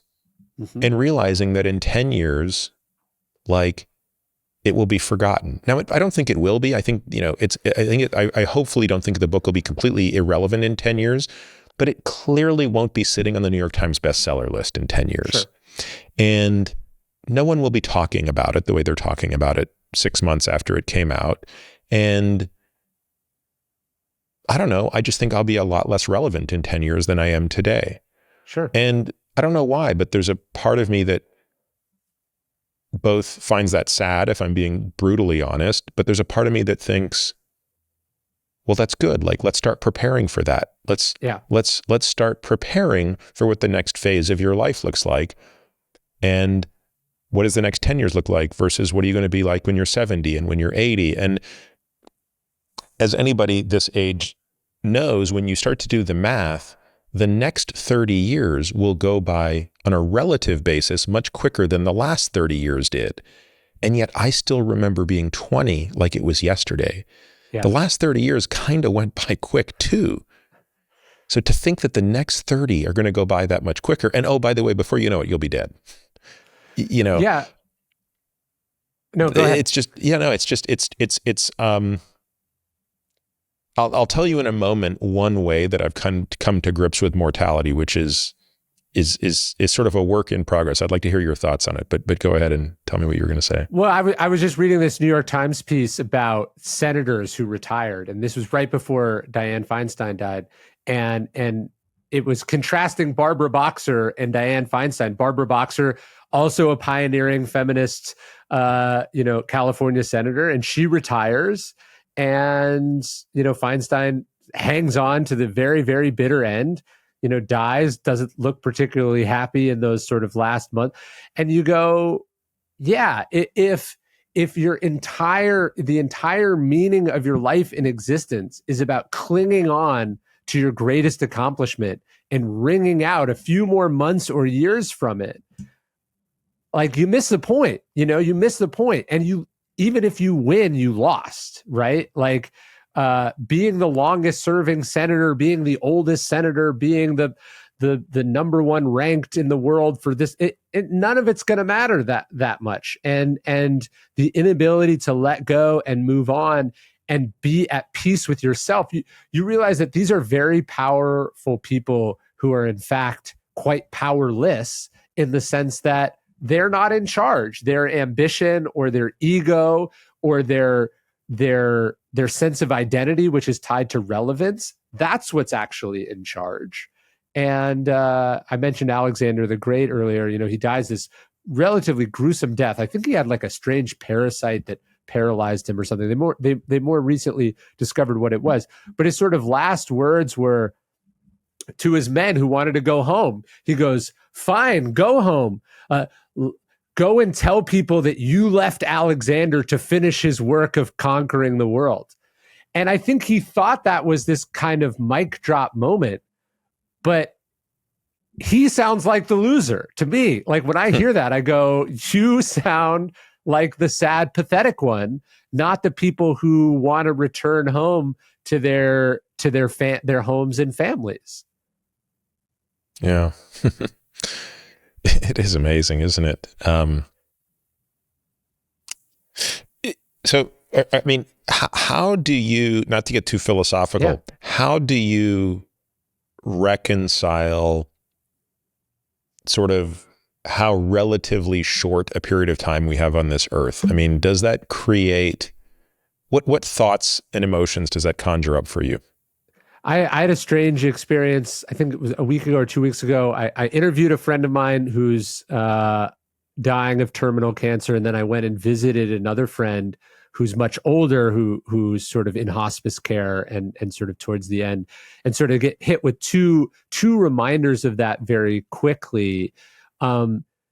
It does bring home to you, 30 years, 60 years, 90 years. That seems like a big difference, but it's brief either way. Any of those numbers is actually a pretty small number. And yet it's also, the Stoics would say, quite a large number if you don't waste it, going down blind alleys or chasing things that don't matter. So I've tried to think more in terms of, I've tried to think less in terms of how long do I want to live, and more about like the day-to-day building blocks of that. So I go, how do I actually like my life now? Or is my life built up around doing a lot of things I don't like, so someday in the future I can do the things that I do like? Yeah, which is an interesting balance, isn't it? Right? Like, if you take that to extreme, you'd never study hard in college, right? You would never toil, you'd never chop the firewood to have the fire, right? So there has to be some balance of doing things that maybe in the short term aren't so gratifying in order to have the firewood in the winter where it is gratifying. But that's a very interesting balance. One of the things that I've thought a lot about in the last 6 months or so is, and I don't know what prompted me to think of this, but I was just doing the math and I was like, look, there have been about 110 billion human beings born to date. If you go back, this is going back 250,000 years ago to the, basically the birth of the Homo sapien. So there's like 8.5 billion of us are alive at the moment. About 100 billion people have been born and died over the last 250,000 years. And I was like, well, one thing I could take, and by the way, when I say this is true of anybody today, one thing we can all take great comfort in is how lucky are we to have been born when we were? I mean, like, would you rather be you or the King of England 1,500 years ago? Sure. Or 1,000 years ago, right? I mean, it's like even the wealthiest, most powerful person 500 years ago, 1,000 years ago, lived an awful existence compared to the one we have today. Sure. And that's true of virtually any human on the planet today, not simply someone living in the United States.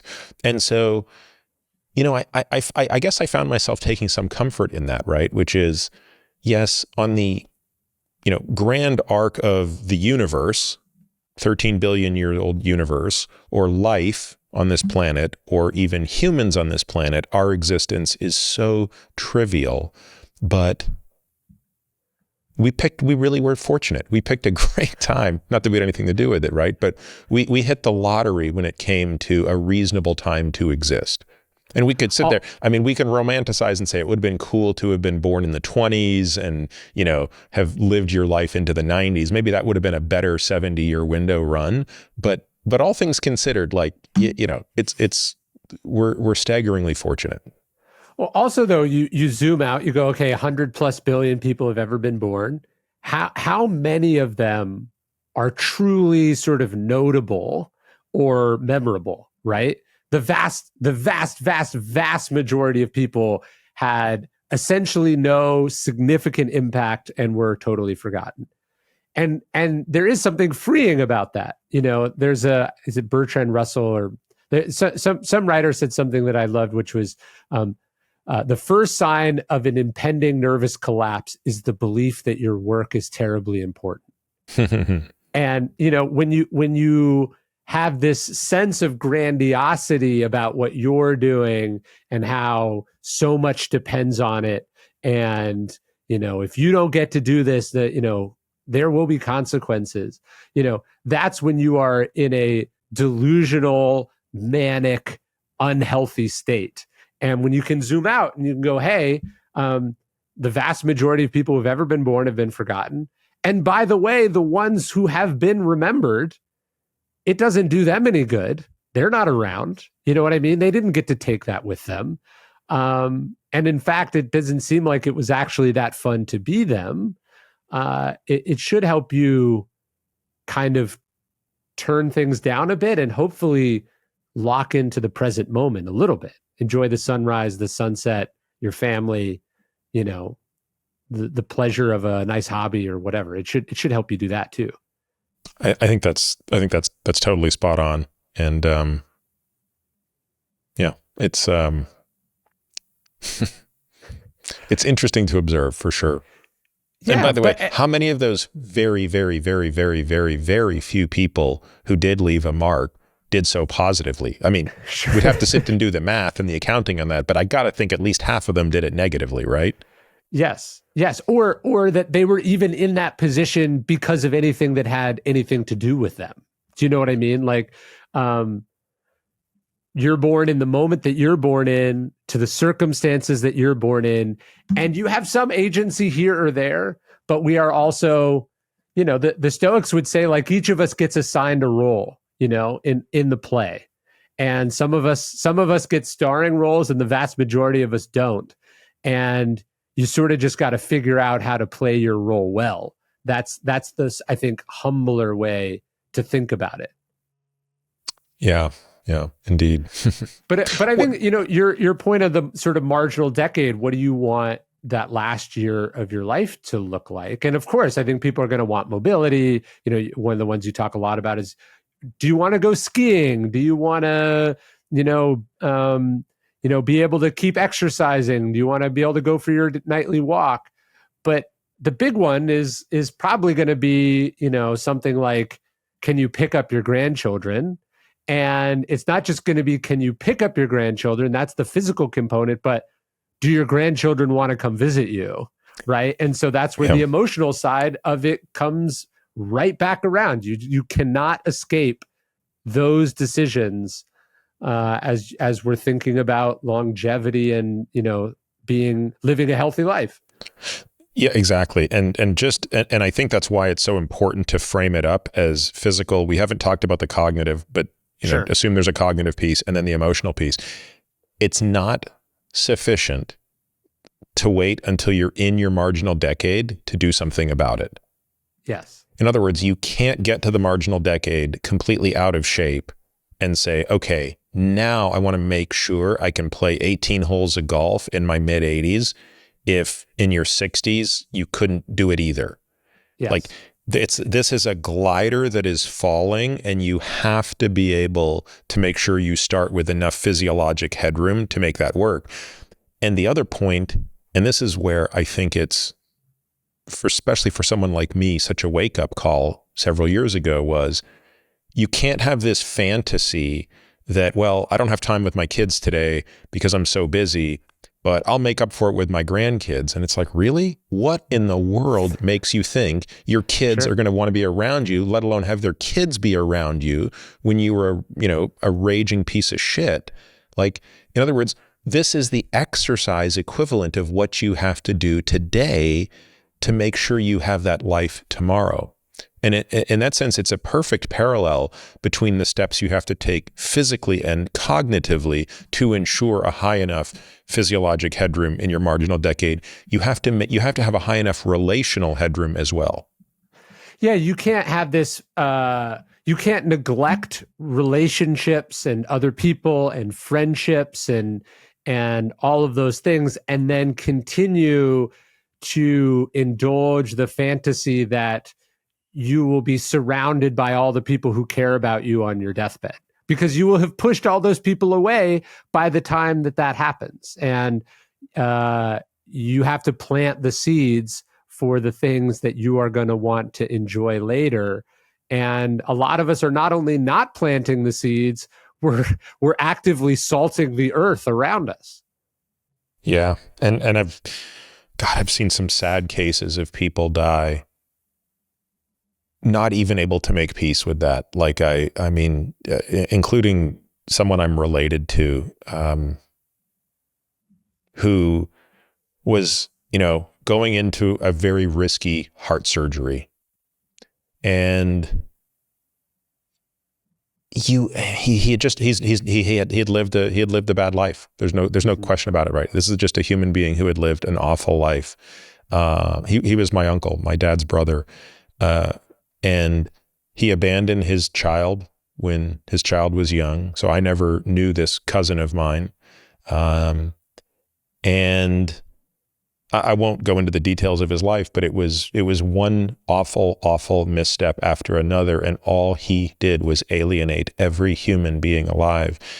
And when he was going in to have this huge heart surgery that looked 50-50 he would survive, my mom was like, hey, maybe you should come back to Toronto for this. And I was like, why? I mean, what do I give a shit about this guy for? I mean, he was the worst human being to me I've ever remembered. And she's like, well, for your dad. And I was like, all right, fine. So I come back and, I don't know if he appreciated, I think he did, because it was made pretty clear how long his odds were. So you'd think that as they're wheeling him off to pre-op, where he's going to be anesthetized, which is potentially the last conscious moment he will have on this planet, he'd have something nice to say. And he didn't. Instead, he just spewed vitriol to everyone in the room and said the meanest, most hurtful things I've ever heard a human say to someone that they are related to. Awful things I would never repeat. I can't believe he could say what he could say. And enough to make you want to cry for the people he was talking to. He has the surgery. He survives the surgery, but he never woke up again. He died 2 weeks later in the ICU. And I just remember thinking, like, how is this possible? Like, how is this a life lived? Yeah. And it's not. It just breaks my heart as an extreme example of no emotional health span. As I've gotten older, I've I think early in my life when I would experience people or things like that, it would make me angry at them, as if what they were doing was unfair, which it is, right? It's not nice to other people. And then you come to understand just how awful it is to be them. Like there's this idea that, hey, if you live a bad life, that, you'll die and go to hell, right? This is the basis of a lot of religions, right? And I think the better argument, the Stoic argument, but also maybe the medical and the psychological argument is he's already there, man.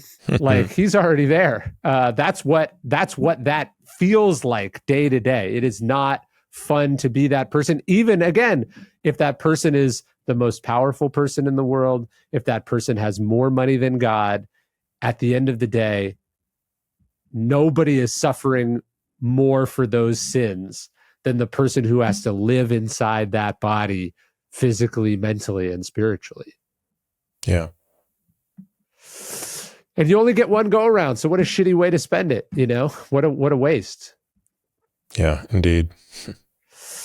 Well, as we wrap up, it's been wonderful to get to know you over the years. It's always cool to me when I get notes from you about having read Daily Dad or the Daily Stoic. I can tell Stoicism has done for you partly what it's done for me, or partly done for you what it's done for me, which is just sort of gave you a framework or a set of principles to maybe counterbalance or to rectify bad habits that you picked up early in life. Yeah, and I've picked up a lot. And as you've alluded to, for most of us who pick up quote unquote bad habits early in life, they're not all bad. Sure. They're partially adaptive, partially maladaptive.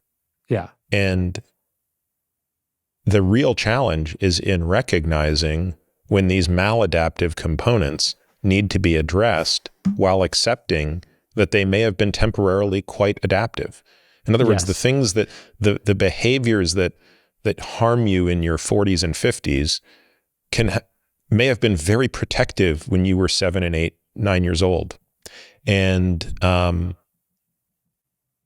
I guess that's partly what I find very interesting in life right now, is the softer side of this type of inquiry, right? This is not scientific in the way that I still have an enormous and deep fascination around the topics of science, but bringing it back full circle to the book, I think that this topic is no less relevant, in some ways much harder to grasp, but it is the essential human condition, and Stoicism is a great vehicle, I think, to create a scaffolding upon which to understand that.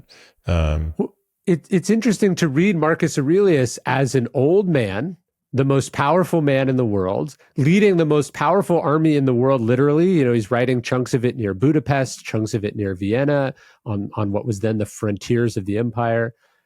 And he's having effectively the same conversation that he's had with himself his entire life.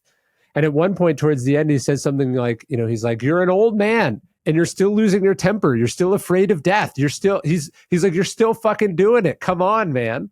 And you realize that not only is it a timeless conversation in the sense that humans have been having this conversation for thousands of years, but that it's a conversation we have to continue having with ourselves our entire life. You don't just, if diet or philosophical principles or psychological best practices were a matter of simply grasping them, you just hear them once and you'd be good. But it's actually the day-to-day practice and the reflection and the iteration and the optimization. That's the whole journey. Yeah, indeed it is. And so too is the reconciliation. If there's one thing I've learned over the past 3 years, and this has made life a lot easier. It's not that I'm not going to continue to make mistakes. I would say I probably make half the number of mistakes I used to, which is still a huge number given the frequency with which I used to make mistakes. It's the speed with which I reconcile. Yeah. And the goal, I think, as a parent, given that the majority of the mistakes I make are around my family, but it would be true as a coworker. It's true in all regards. The goal, I think, is not just, hey, can I minimize this? Sure. Of course, that's a good goal. I think for me, focusing on, can you take the gap between mistake and reconciliation and make that as small as possible? Can you get to the point where the moment you say that thing that you shouldn't have said, you can pause and say, I'm sorry. That was an unkind thing to say. I was wrong. As opposed to just saying it, feeling the shame for having said it and barreling down the road and maybe apologizing for it a week later. Have you read Dr. Becky's book, Good Inside? I have not. She's amazing. She would be a great guest on your podcast, but Dr. Okay. Becky is incredible. First off, the idea good inside, she's basically saying that we have to start with this thing that we've known since the second we had our kids, which is that they are good inside, right? And also you have to give that gift to yourself, that you are good inside, right? And that everyone's doing the best that they can. And, the behavior that you're dealing with, responding to, trying to, fix is a symptom of, is symptomatic, but it's not changing the fact that inherently they're good inside. If you could start from there, everything is better. But she has this great line in the book, a whole section on the book. You were using the word reconciliation. She calls it repair. She's like, don't try to be a perfect parent. Just try to get really good at repair. Right. And yeah, that's a better word. That's a better word because it implies from my end what I'm doing. Yeah. Yeah. Right. And I've just been thinking a lot about that. It's like, hey, how can I get better at repair with my wife, with my employees, with my dog, with my kids? Like, I'm going to do stuff that I don't like, that they don't like, that's not who I want to be, but that I can repair. And her point, and this was very healing for me, is that it's never too late to repair, right? And we know this because there are things that our parents could say to us right now, 30, 40, 50 years after the fact, that we are craving, we are desperate for them to say, right? And would mean so much to us if they could say, even if they could even just touch on it. And so the idea that you can't talk to your 6-year-old about how you were in a bad spot when they were 5 is preposterous. Of course you can do it, right? Or the fact that you can't say to your spouse, I was an asshole yesterday because I was tired and I'm just going through a lot. Of course you can. And so I'm really excited / sort of reinvigorated by this idea of repair, not because it lets us off the hook. I think in a way it puts you much more on the hook. This idea that it's never too late to repair and that our job isn't to be perfect, but it is to be committed to and good at repairing when we break bonds or mess things up. I'll be ordering that today. Well, I wrote about 50 daily dad emails about it. I'm not even halfway through my notes, and I've already written, I think, 30 emails. So you can just stay tuned to the Daily Dad. You'll get most of the book there. Well, Peter, this is amazing. I am glad you pushed through the perfectionism and got the book out. I think it's really powerful. And like you said, there's all sorts of amazing, just basic cognitive and physical stuff in here. All the stuff that your clients get from you. And then there is this turn in the book where you get to the personal stuff.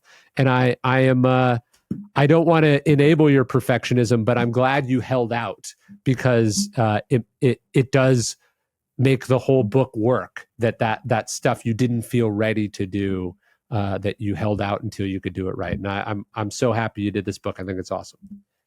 Thanks very much, Ryan, and thanks for being a person that I could ask questions of. I remember, it was probably about a year and, well, it was the summer of 22. I remember my family came out to the bookstore. Yeah. We hung out with you guys. And in fact, I remember it was the end of the summer of 22. It was about August. And I still don't think I understood what was in store for me, even though I was effectively done writing. Yes. And you're like, wait, have you got into the typeset PDF 1P, 2P, 3P yet? And I was like, no. And you're like, wait, is it still in a Word doc? And I was like, yeah. And you were like, oh, you're not even close to done. I always tell people that it's a series of marathons. And whenever you think you're done, you're actually just getting ready to start the next marathon. Oh, God. And that's where you were. But I'm glad you made it through because the book is definitely worth it. And clearly it's crushed. So congratulations. Thanks, Ryan. That they don't like, that's not who I want to be, but that I can repair. And her point, and this was very healing for me, is that it's never too late to repair, right? And we know this because there are things that our parents could say to us right now, 30, 40, 50 years after the fact, that we are craving, we are desperate for them to say, right? And would mean so much to us if they could say, even if they could even just touch on it. And so the idea that you can't talk to your 6-year-old about how you were in a bad spot when they were 5 is preposterous. Of course you can do it, right? Or the fact that you can't say to your spouse, I was an asshole yesterday because I was tired and I'm just going through a lot. Of course you can. And so I'm really excited / sort of reinvigorated by this idea of repair, not because it lets us off the hook. I think in a way it puts you much more on the hook. This idea that it's never too late to repair and that our job isn't to be perfect, but it is to be committed to and good at repairing when we break bonds or mess things up. I'll be ordering that today. Well, I wrote about 50 daily dad emails about it. I'm not even halfway through my notes, and I've already written, I think, 30 emails. So you can just stay tuned to the Daily Dad. You'll get most of the book there. Well, Peter, this is amazing. I am glad you pushed through the perfectionism and got the book out. I think it's really powerful. And like you said, there's all sorts of amazing, just basic cognitive and physical stuff in here. All the stuff that your clients get from you. And then there is this turn in the book where you get to the personal stuff. And I don't want to enable your perfectionism, but I'm glad you held out, because it does make the whole book work. That stuff you didn't feel ready to do, that you held out until you could do it right. And I'm so happy you did this book. I think it's awesome. Thanks very much, Ryan, and thanks for being a person that I could ask questions of. I remember, God, it was probably about a year and, well, it was the summer of 22. I remember my family came out to the bookstore. Yeah. We hung out with you guys. And in fact, I remember it was the end of the summer of 22. It was about August. And I still don't think I understood what was in store for me, even though I was effectively done writing. Yes. And you're like, wait, have you got into the typeset PDF 1P, 2P, 3P yet? And I was like, no. And you're like, wait, is it still in a Word doc? And I was like, yeah. And you were like, oh, you're not even close to done. I always tell people that it's a series of marathons, and whenever you think you're done, you're actually just getting ready to start the next marathon. Oh, God. And that's where you were. But I'm glad So you made glad it I through, know. because the book is definitely worth it, and clearly it's crushed. So congratulations. Thanks, Ryan.